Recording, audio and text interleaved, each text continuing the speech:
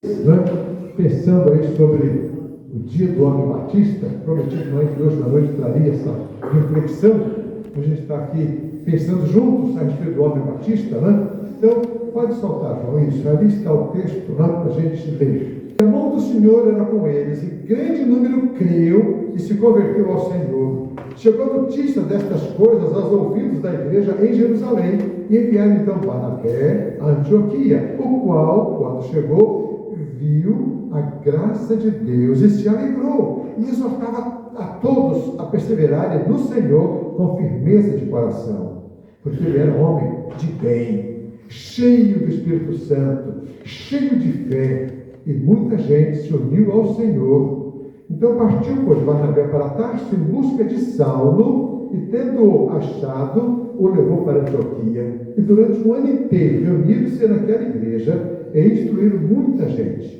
Em Antioquia, os discípulos pela primeira vez foram chamados cristãos. Amém? Que Deus abençoe esta palavra, que ela caia no nosso coração e seja bênção para todos nós.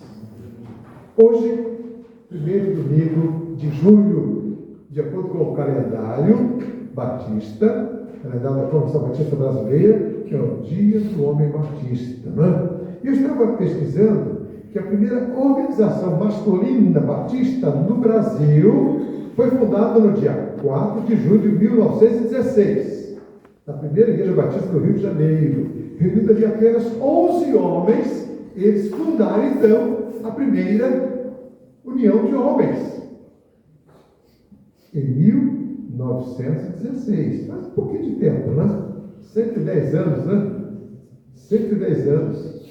E ao longo da década foram surgindo outros grupos de outras igrejas. E o trabalho foi crescendo de tal forma que agora, em 1978, a Convenção Batista Brasileira votou em assembleia e organizaram então a União Missionária de Homens Batistas do Brasil.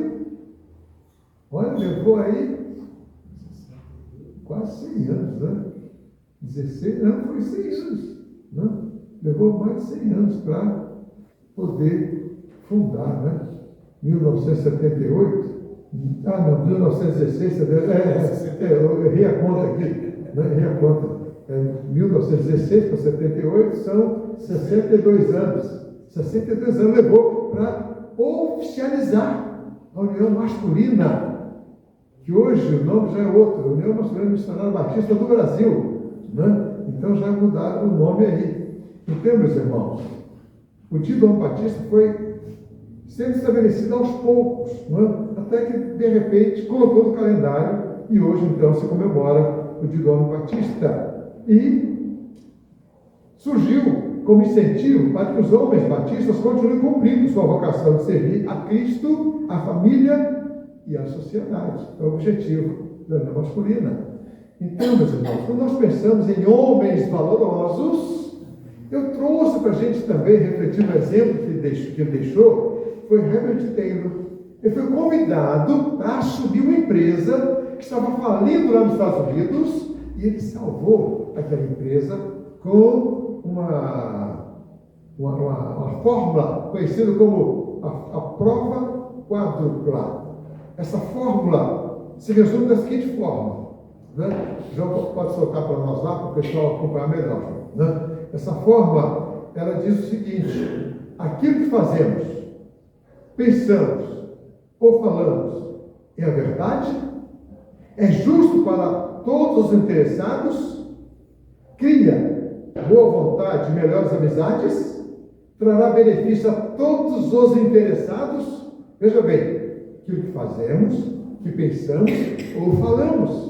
Com esta fórmula, aquele homem recuperou aquela empresa, ele revolucionou outras empresas que seguiram o mesmo caminho, e aquilo causou impacto na sociedade daquela época. Foi algo assim muito marcante. Então nós pensamos no exemplo de homens que realmente foram valorosos. E quando eu olho na Bíblia, eu vejo aquela passagem que diz assim: tenho observado, vamos ler juntos? Tenho observado que este homem, desculpa, vamos começar de novo. tenho observado que este que passa sempre por nós é um santo homem de Deus. Quem é este homem? Quem? Eu não ouvi. Quem? Quem? Eliseu. Né? Aquela mulher, ela era sunamita, né? A sunamita diz para o marido dela: estou olhando este homem que sempre passa por nós. Este homem é um santo homem de Deus. Já pensou? Moraes passando assim, e aquela mulher comentando com o marido: este homem é um santo homem de Deus. Mas não só Moraes, não. O povo rolando, vai passando ali, e a vizinha disse assim: este homem é um santo homem de Deus. Poderia falar isso de cada um dos homens aqui presentes nessa noite. Porque é isso que Deus quer de cada um de nós. Não? Então, meus irmãos, nós podemos pensar em outros nomes que também marcaram o seu tempo, marcaram a sua época, com o seu exemplo. Jimmy Carter. Jimmy Carter é um homem que foi famoso, presidente dos Estados Unidos, mas ele era diácono, professor de escola bíblica dominical. E nunca deixou de ser. E deixou a presidência e continuou sendo. Não sei se ele está vivo ainda. Você já morreu? Eu não sei. Mas é um homem que entrou para a história.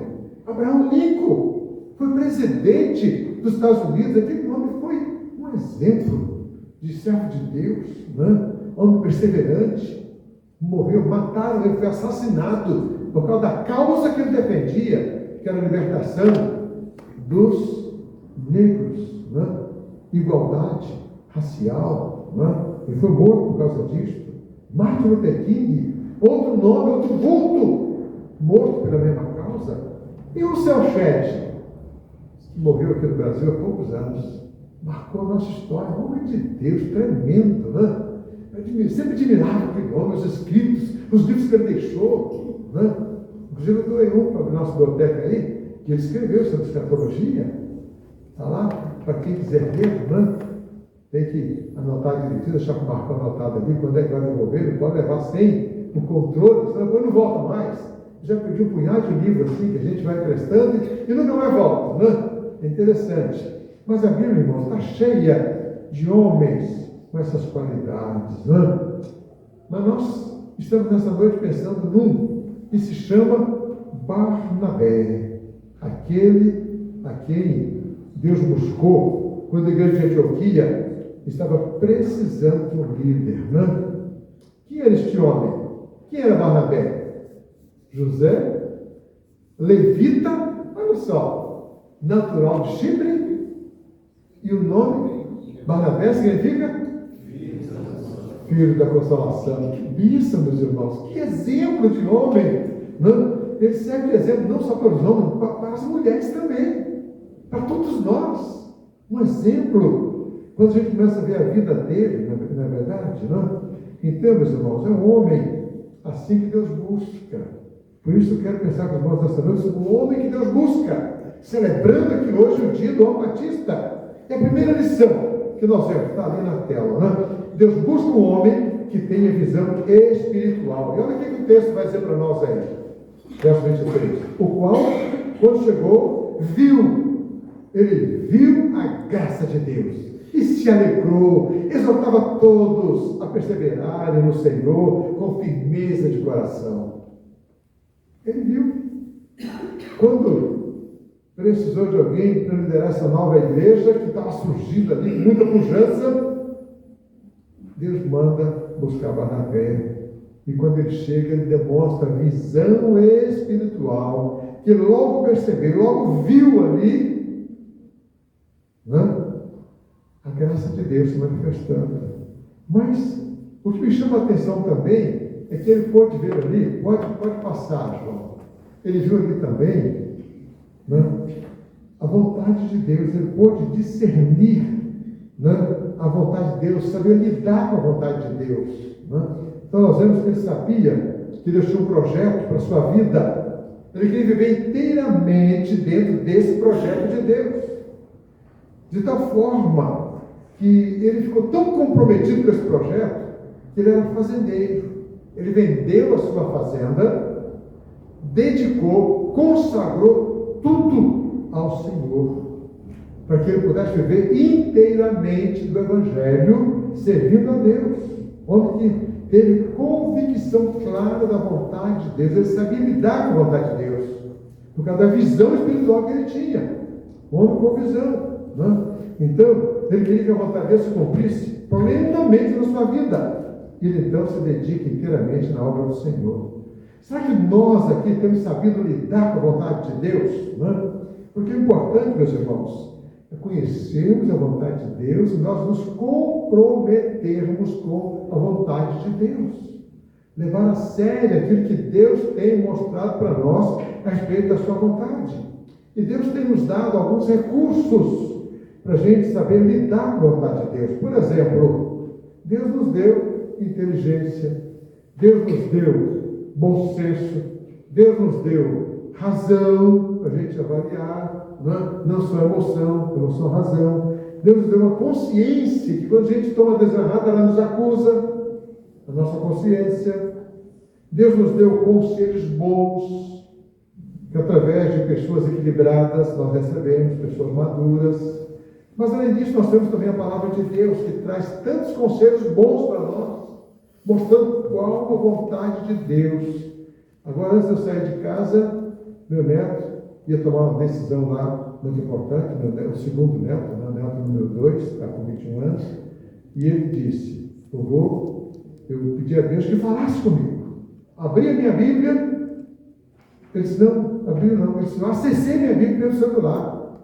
E quando eu abri a Bíblia, o celular, eu pus o dedo para clicar.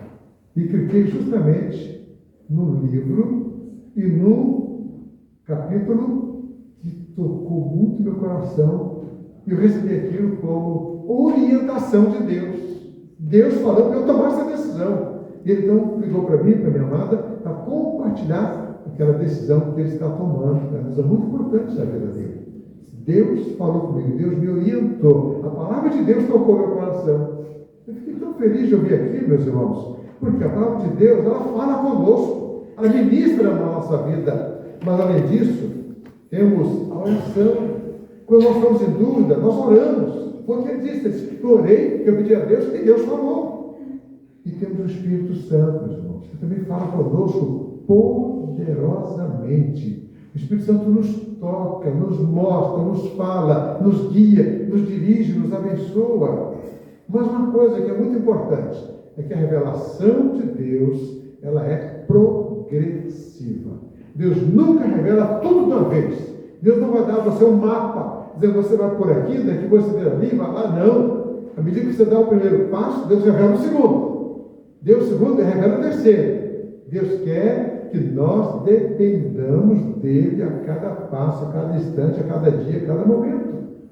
Uma vida de dependência de Deus, mas ao mesmo tempo uma vida de compromisso com Deus. Quando ele vai revelando, nós vamos obedecendo, ele vai revelando mais e mais, e nós vamos obedecendo, e ele vai falando, e vai mostrando, nós vamos caminhando em vitória, em triunfo, porque nós estamos seguindo de acordo com a vontade de Deus.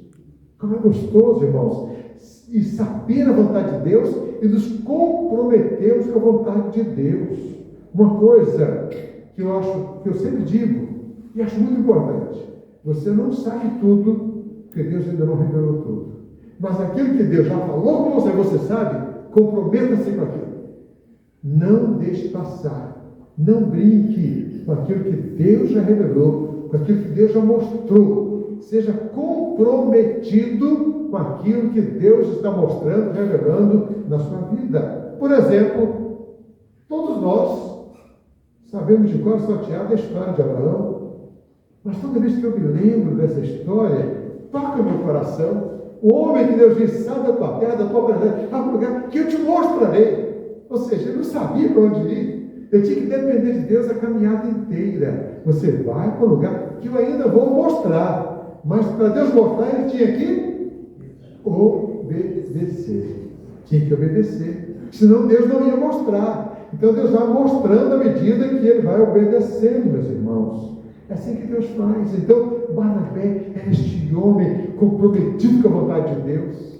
Tinha visão da vontade de Deus. Sabia lidar com a vontade de Deus. Era comprometido comprometido com a vontade de Deus. Mas a segunda coisa que eu destaco aí, né, é que ele teve a percepção da graça. O texto diz ali, olha, ele, né, quando chegou, viu a graça de Deus e se alegrou e exortava a todos a perseverarem no Senhor com firmeza de coração.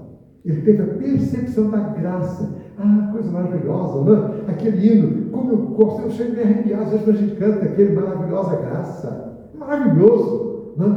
Maravilhosa graça de Deus. Essa graça que me alcançou, que alcançou você. Essa graça que nos tirou da escravidão do pecado. Essa graça que nos colocou no reino da luz. Essa graça que continua nos sustentando, continua nos guiando. A graça de Deus, maravilhosa. Então, ele teve a percepção da graça de Deus.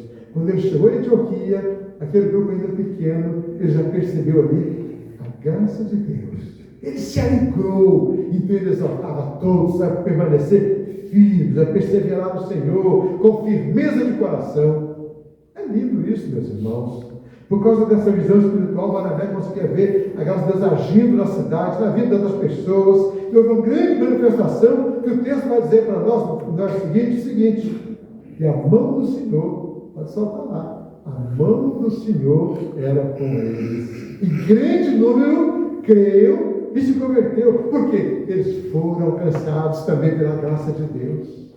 É possível o pecador se arrepender quando a graça o toca. Quando a graça vem sobre ele. Então a graça de Jesus sobre a pessoa faz com que ela se converta, com que ela se entregue, quando ela se renda ao Senhor Jesus. Então ele via a mão de Deus agindo na vida das pessoas. A sua visão espiritual o levava a estar comprometida, submisso à vontade de Deus, independente de qualquer coisa, qualquer circunstância. Ele sabia o que fazer, como fazer, quando fazer, porque ele estava comprometido, sintonizado.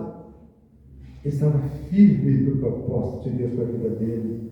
Ele estava debaixo da graça de Deus, comprometido com o projeto de Deus para a sua vida. Eu me lembro, irmãos, do testemunho que eu vi da missionária Carmen Rígia. Ela falando conosco, num dos encontros que eu promovi de missões, né?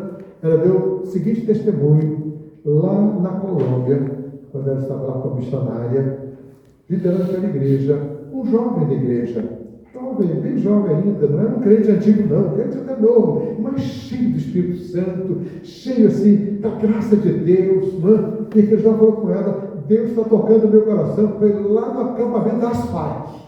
As Farc que até hoje é perigosa lá, né? Os terroristas, né? Então, eles ficaram preocupados, foram alertados do perigo, mas ele disse, Deus falou claramente comigo, eu vou obedecer. Então eles oraram, abençoaram, e aquele jovem foi lá para a selva e chegou no acampamento. Quando chegou lá, os caras armados foram receber ele, né? Ele disse, Deus mandou aqui que eu tenho um recado para esses adolescentes que estão aqui com vocês. E o comandante lá do acampamento deles autorizou que ele falasse com os adolescentes. Deu lá uma tenda, e naquela tenda colocou um dos soldados bem experientes ali, com um fuzil na mão, pronto para atirar a qualquer momento, por qualquer coisa, atire e mate. Mas ele entrou na tenda, fez uma fila daqueles meninos, adolescentes, que eles procuravam alistar, eles iam lá nas cidades, nos bairros, lá alistando adolescentes, para treiná-los para serem também terroristas, né? Para serem parte lá do exército deles. Então, fez a fila, e cada um, por sua vez, ia entrando na tenda, e aquele jovem ia compartilhando o testemunho dele, as experiências dele, falando da palavra de Deus, do Evangelho, e aquele jovem acabava aceitando Jesus. Quando saía daquela tenda, ele saía com aquele sorriso, aquele semblante bonito, né? E foi um a um. Quando terminou a fila, aquele soldado entrou na tenda e disse para aquele jovem, o que acontece com esses meninos que todos saem daqui com um semblante diferente? Eu quero isso para mim também. E o jovem começou também a dar o testemunho, e ele também entregou a vida a Jesus. Meu irmão, quando ele volta, ele vai contando aquelas bênçãos da manifestação da graça de Deus ali naquele acampamento das Farc.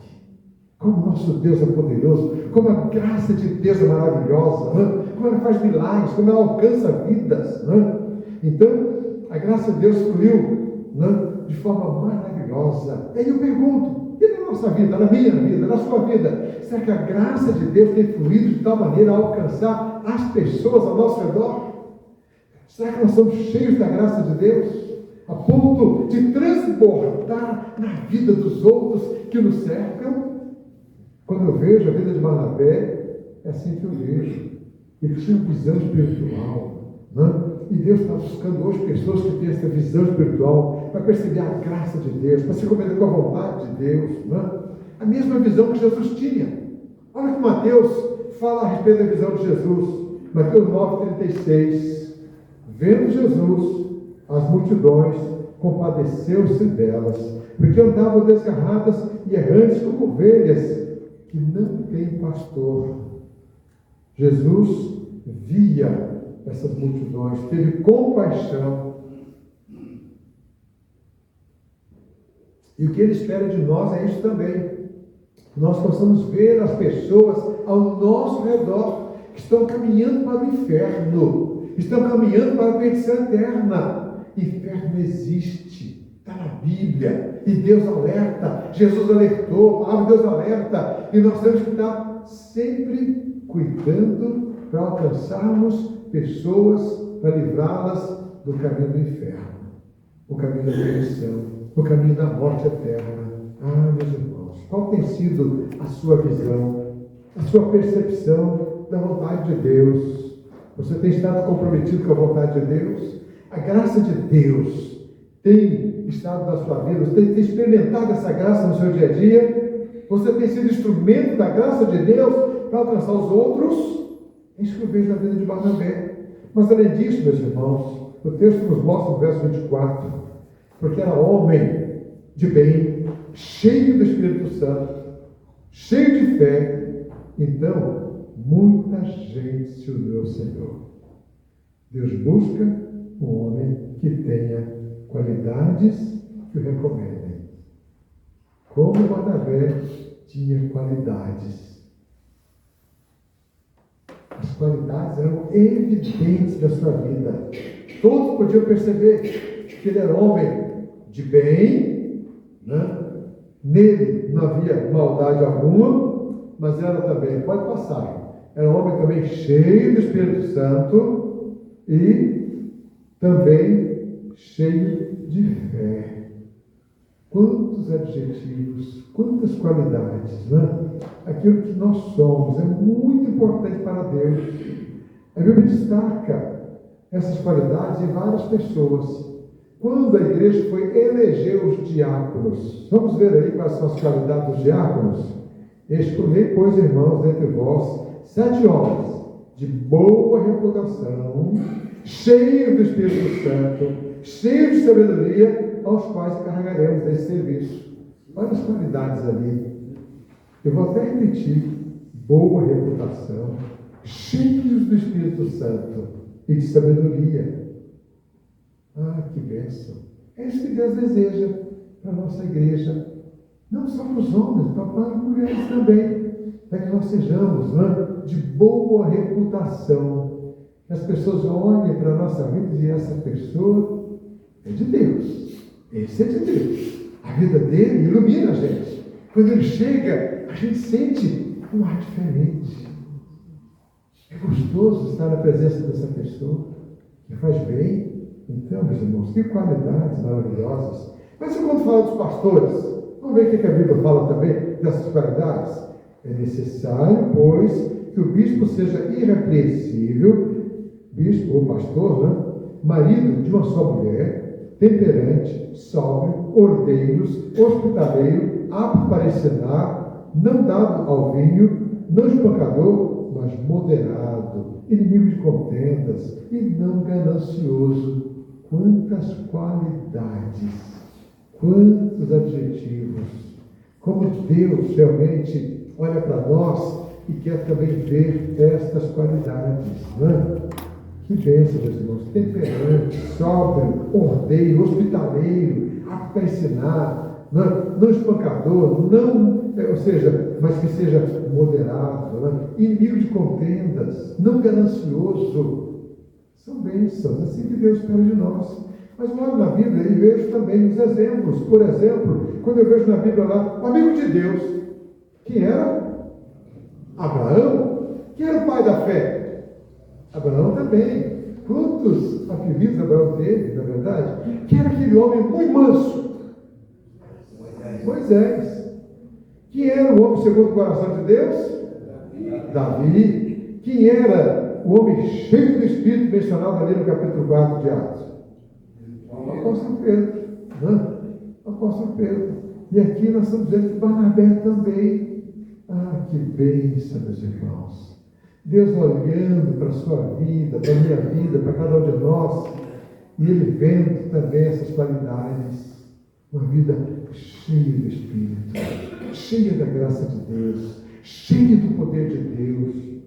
É isso que Deus espera. Por isso que o apóstolo Paulo, ele tem alguns conselhos. Vamos ver aqui, um dos conselhos de Paulo. Ele diz assim, exorta, falando com o título, exorta os velhos a que sejam temperantes, ou seja, equilibrados, sérios, sóbrios, sãos na fé, no amor, na constância, em tudo se dá por exemplo de boas obras. Na doutrina mostra a integridade, sobriedade, linguagem sã, irrepreensível, para que o adversário se confunda, não tendo nenhum mal de dizer de nós.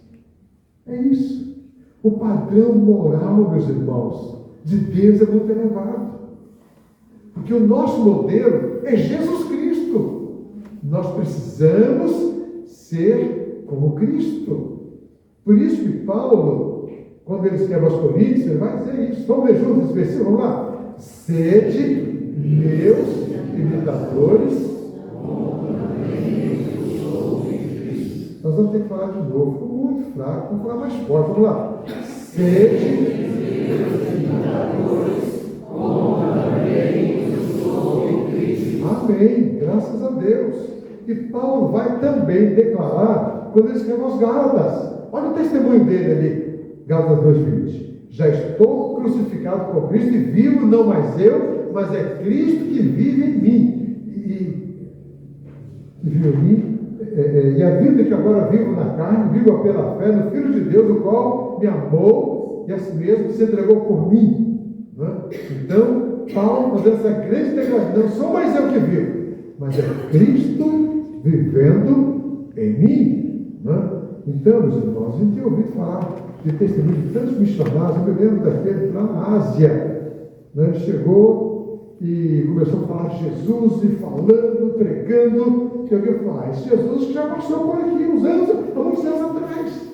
E ele foi pesquisar, era um outro missionário que passava lá, era tão parecido com Jesus nos atos, no comportamento, que aquela pessoa disse que Jesus tinha passado por lá, porque havia uma identidade muito forte, Então, meus irmãos, é por isso que a palavra de Deus nos mostra que nós precisamos ter uma vida cheia do Espírito Santo. Mas quando nós olhamos para a palavra, nós temos que entender que todo aquele que entregou a vida a Jesus, ele já possui o Espírito Santo. Eu tenho batido nessa tecla aqui, porque nós não podemos ter dúvida que tem certas denominações que pregam que você aceita Jesus e vai buscar. Quando falar de língua, aí você recebeu o Espírito Santo. E de acordo com a Bíblia, não. De acordo com a Bíblia, você creu e você foi selado, foi batizado no Espírito Santo quando creu.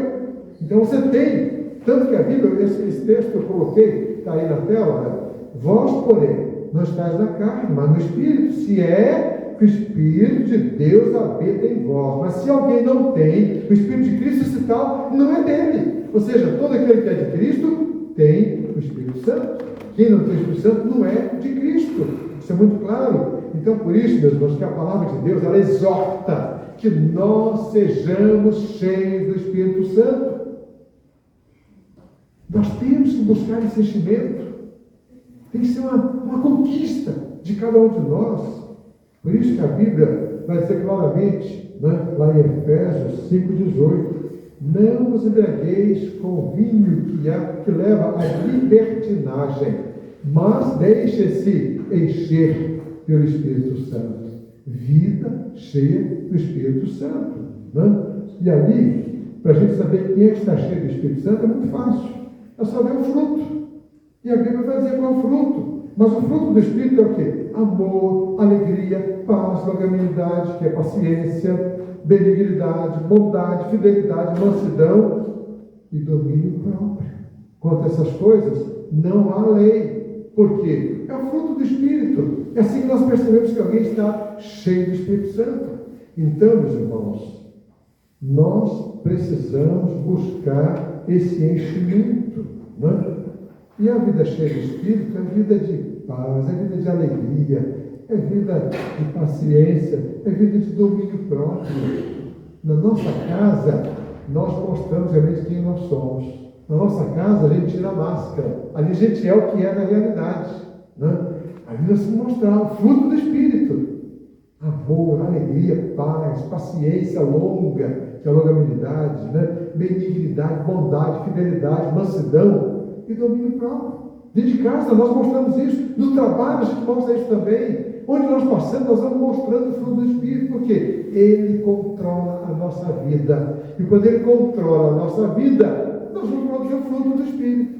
São 9 gomos do mesmo fruto. Não são os frutos, mas é o fruto. E quando nós somos cheios do Espírito, nós rompemos com o pecado. O Espírito Santo não permite a gente viver em pecado. Eu me lembro daquele irmãozinho que na reunião de homens, ele foi à frente e disse: meus irmãos, eu fui tocado para confessar o meu pecado. Ele estava viciado na lascívia, assistindo sempre alguns vídeos pornográficos, e aquilo estava atrapalhando o relacionamento dele com a esposa, afetando a vida sexual deles. E ele estava ali confessando. E quando confessa e deixa, tem vitória. E aquele irmão foi vitorioso. Porque ele foi liberto. Porque ele reconheceu, ele confessou, pediu oração. Os demais oraram por ele, abençoaram. E o Espírito Santo o abençoou. Ele foi liberto pelo poder do sangue de Jesus. Ah, meus irmãos, por isso que nós temos que buscar sempre uma vida cheia do Espírito, para que nós não convivamos com o pecado na nossa vida. Nós temos que romper com o pecado. É o Espírito Santo que nos fortalece e nos dá a vitória contra o pecado. Ele dá a libertação no poder do sangue de Jesus. Então, no dia a dia, nós mostramos essas qualidades que o fruto do Espírito produz em nós. E nós vamos vivendo, então, de acordo com a vontade de Deus. Mas, em terceiro lugar, meus irmãos, Deus busca um homem que tenha consciência das suas limitações. Nos versos 25 e 26, nós vamos ler da seguinte forma: partiu, pois, Barnabé para Tarso, em busca de Saulo, e tendo-o achado, o levou para Antioquia. Durante o ano inteiro, reuniram-se naquela igreja e instruíram muita gente. Em Antioquia, os discípulos foram pela primeira vez chamados de cristãos.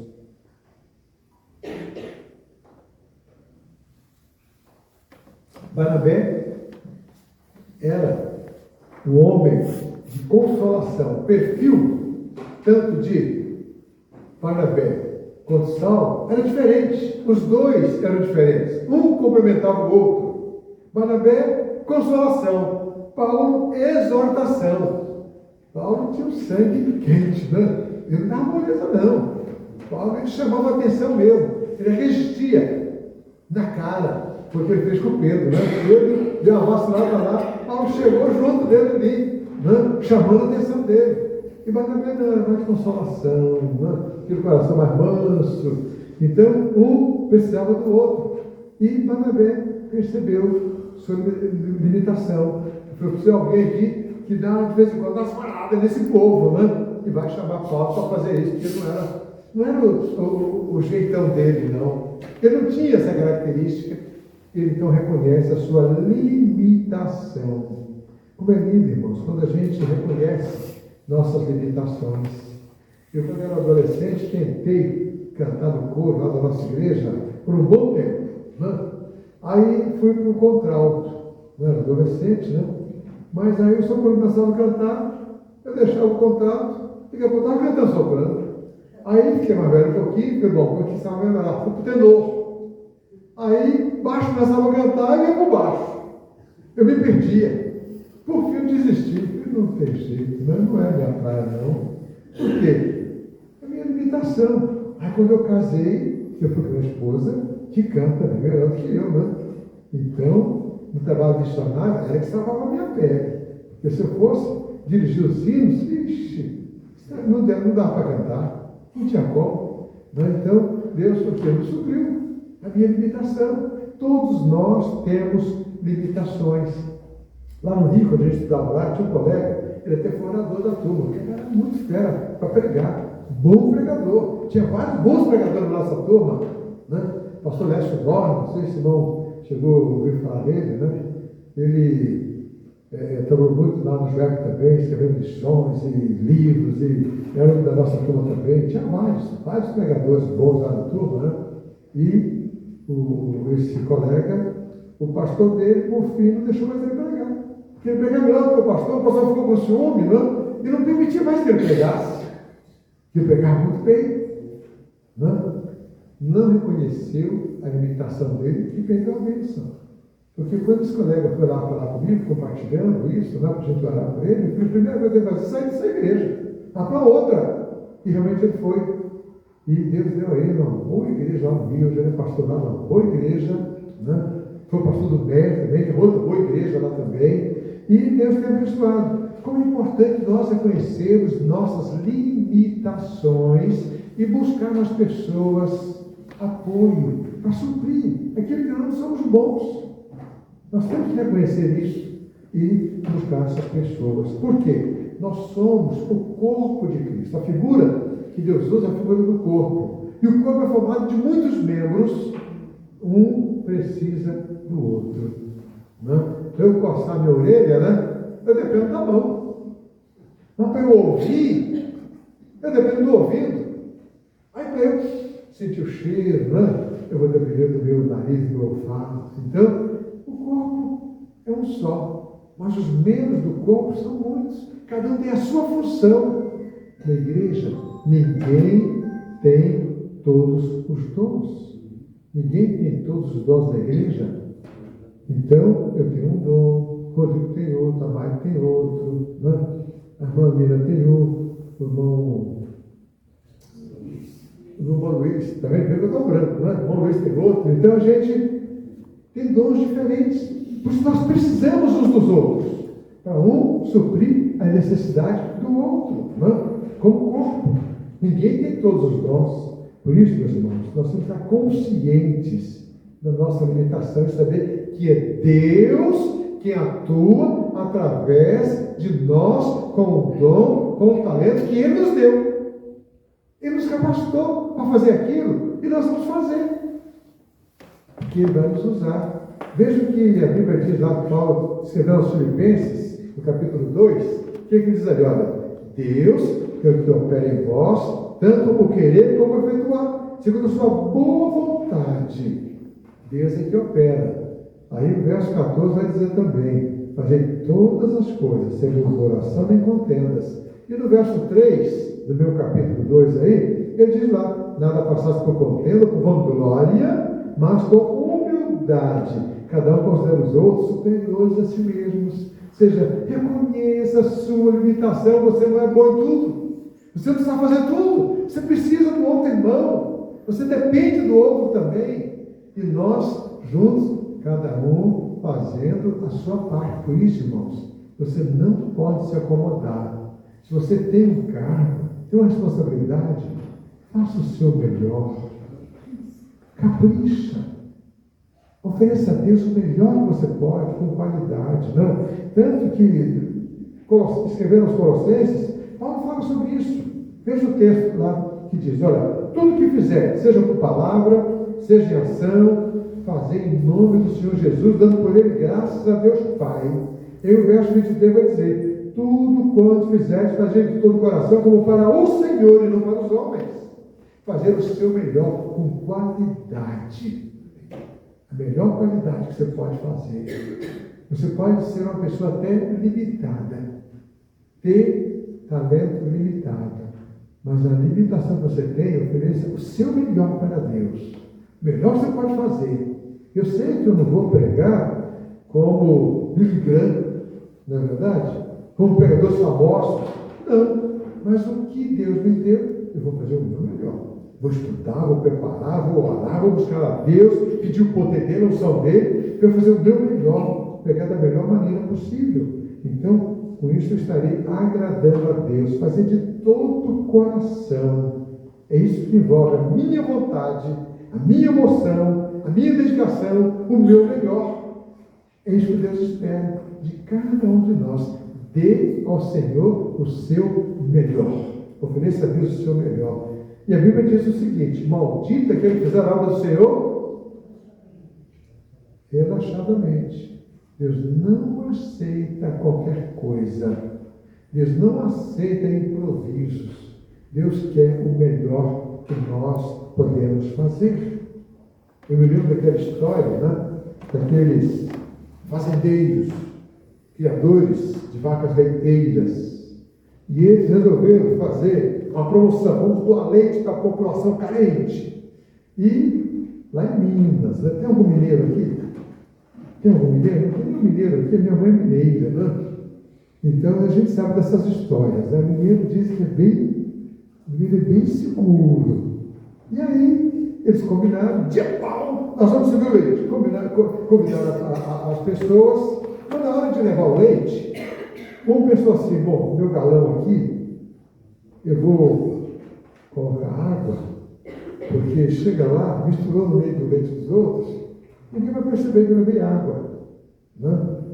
Eu não vou levar leite lá, não. Vou levar meu galãozinho com água. E era um grande tonel, que já veio a torneira. Só que o problema é o seguinte: todos eram mineiros, pensaram a mesma coisa. Quando abriu a torneira, não tinha leite, era água. Que vergonha, gente! Que vergonha aquilo! Não? Foi um vexame.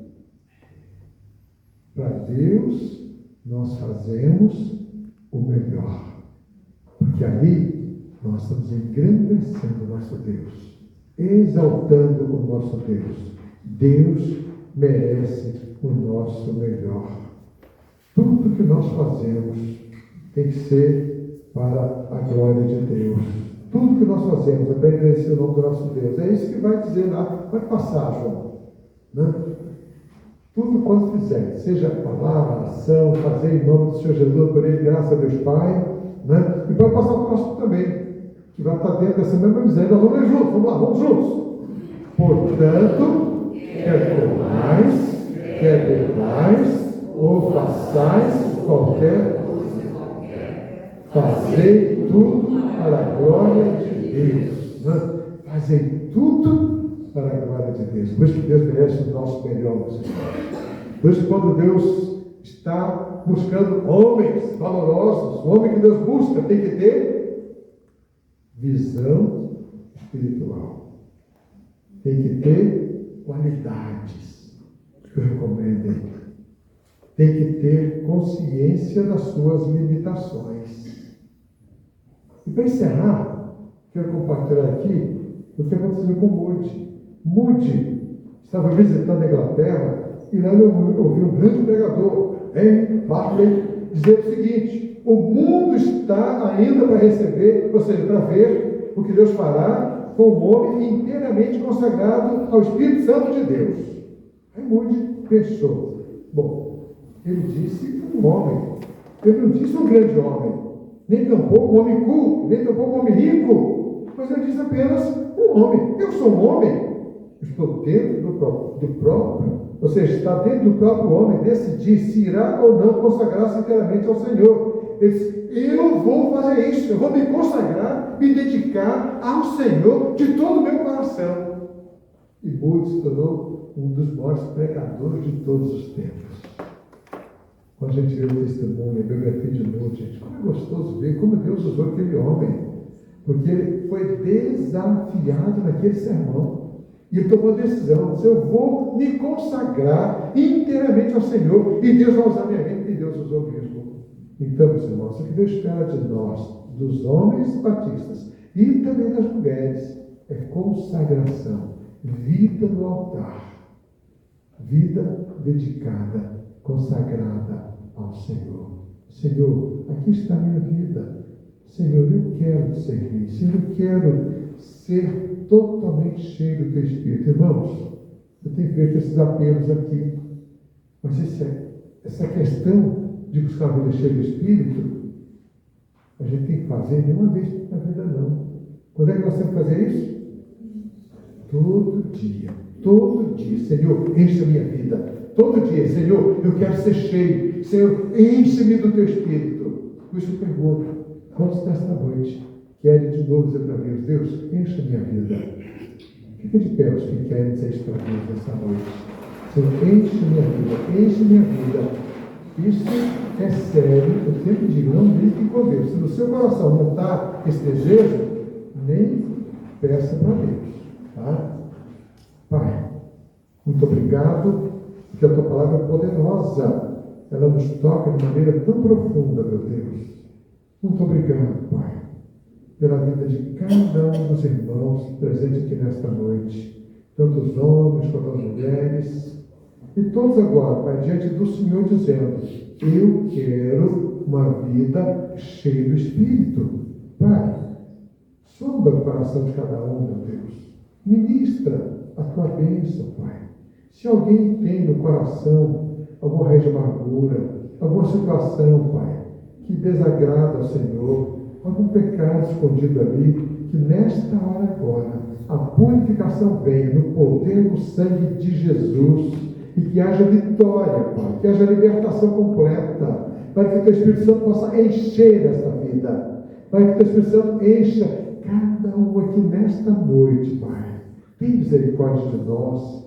Nós estamos clamando, nós estamos pedindo, Pai, vidas cheias do Teu Espírito. Manifesta, Pai, no nosso meio a Tua graça, o Teu poder, a Tua bênção, Pai.